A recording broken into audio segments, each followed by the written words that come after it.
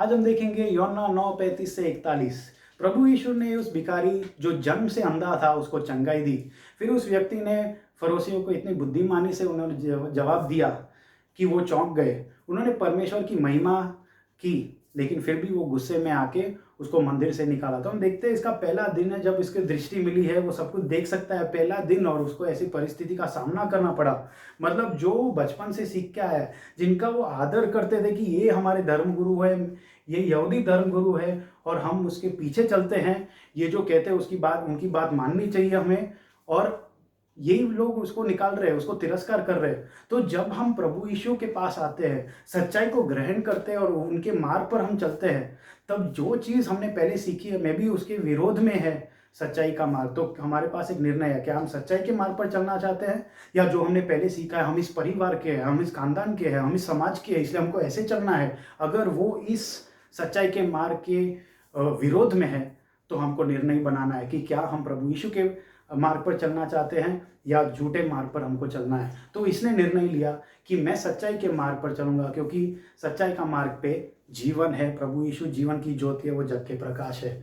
तो उसने साहस से सामना किया इस परिस्थिति का। हाँ, उसको डर लगा होगा, ये उसका पहला दिन है जब वो देख सकता है, और उसको समाज से निकाल दिया गया, लेकिन उसने साहस से सामना किया। प्रभु यीशु के अनुग्रह, उसके सामर्थ्य से उसने सामना किया। हमको भी जब परीक्षा आती है, विश्वास की परीक्षा होगी ही, सच्चाई को परखने में आएगा, क्या हम दृढ़ता से उस मार्ग पर चलते हैं या नहीं, तब क्या हम साहस बना रखते हैं, परमेश्वर पर विश्वास रख के हम आगे बढ़ते हैं या नहीं।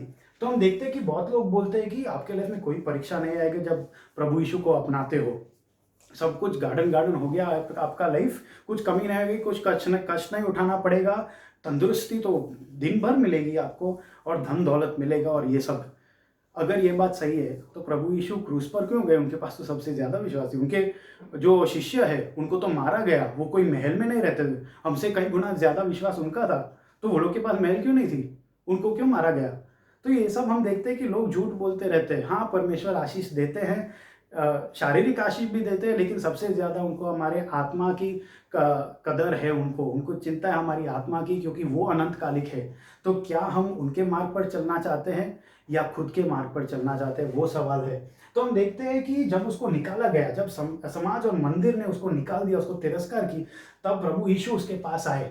तो प्रभु यीशु इतने करुणा से भरे हुए परमेश्वर है कि वो अपने बच्चों को छोड़ते नहीं है, वो त्यागते नहीं, उनके वादे सच्चे हैं। तो वो आके पूछते हैं, तुम मनुष्य के पुत्र के बारे में जानते हो? तो उसने बोला, नहीं, मेरे को आप बता सकते हो? तो हम देखते हैं सही रवैया से, सही हेतु और इरादा से उसने प्रभु यीशु को प्रश्न पूछा कि कौन है ये, क्योंकि उसको सच्चाई जानना था। जब हम प्रभु यीशु के पास आते हैं, एक रिश्ता बांधना चाहते हैं, प्यार का रिश्ता है उनके साथ, तब हम सच्चाई का गहराई जानने के लिए सवाल पूछते हैं, हमको सीखने की इच्छा होती है।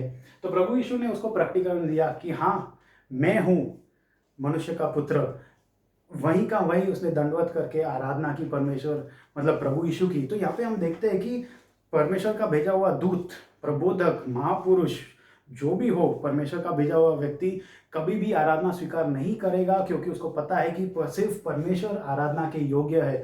तो प्रभु यीशु ने वो शीर्षक, वो टाइटल मनुष्य का पुत्र खुद के लिए यूज किया, जो दानियल की पुस्तक में बताया गया है, न्यायाधीश के बारे में, जिसका राज अनंतकालिक होगा और पूरी दुनिया पे वो न्याय करेगा, वो परमेश्वर का शीर्षक है।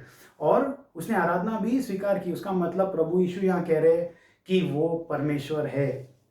तो एक और बात प्रभु यीशु ने की वहाँ पे, उन्होंने बोला कि मैं न्याय करने आया हूँ, जो अंधे हैं उनको मैं दिखाने वाला हूँ, उनको दर्शन देने वाला हूँ, जो देखते हैं उनको मैं अंधा करने वाला हूँ। तो फरीसी वहाँ पास में खड़े थे, उन्होंने पूछा कि क्या हम अंधे हैं?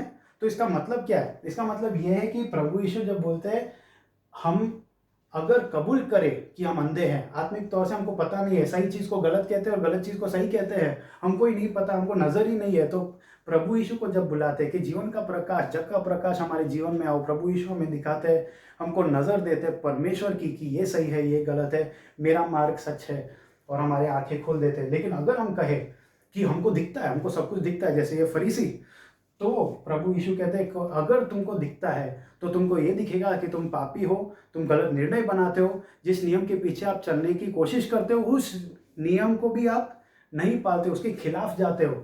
उसका मतलब आपको देखना ही नहीं है आप खुद के पाप और बोलते हो कि आप बहुत धर्मी है, तो अंधा कौन है यहाँ पे? फरीसी।